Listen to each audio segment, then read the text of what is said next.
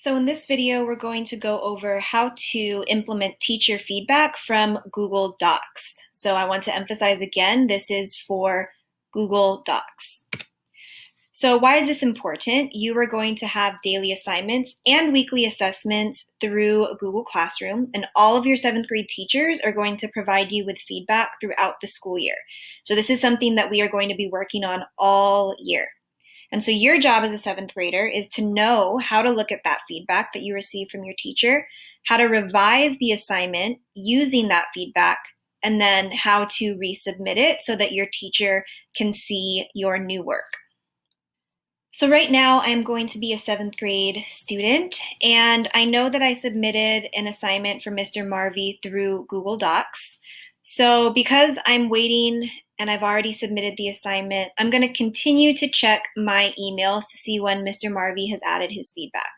So once he's given me feedback, I'm going to receive an email, and I'm going to click that email, and it says that Mr. Marvi added a private comment. So I'm going to go ahead and click reply so that I can open up that assignment. And from here, I can see the private comment that Mr. Marvi left. So he said, please see my comment and make edits to your document for changes. He also reminded me, do not press resolve. And this is something really important, and I'm going to go over it once we open up the document. So in order for me to see my work, notice that it pops up here in the Your Work section. So I'm just going to go ahead and click that document. And here I can see what I had written as my assignment. So the question was, why do you think it is important to live by values? And a couple other questions, and Mr. Marvi said, please use CER. So I noticed that he left me a comment, and he said, thank you for using claim, evidence, and reasoning in your answer.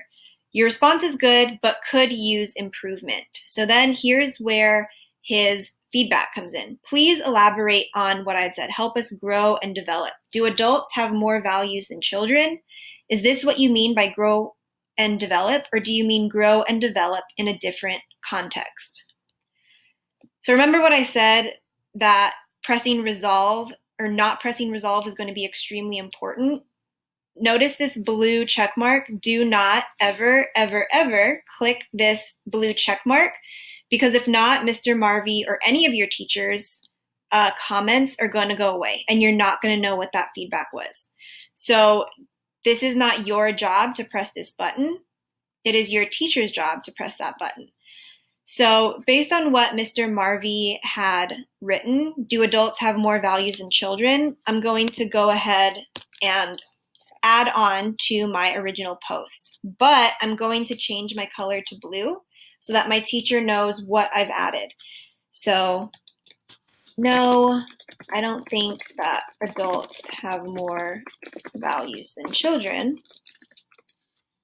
I think that adults have just had more time to refine and practice those values.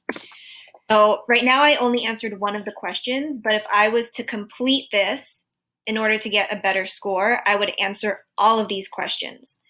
So once you're done, it's going to give you the option to turn it in. If you do not click turn in, none of your teachers are going to get a notification that you revised your assignment, and so you're not going to get a better score. So you need to make sure that you click turn in. So notice it says turn in your work. Yes, this is what I want to turn in.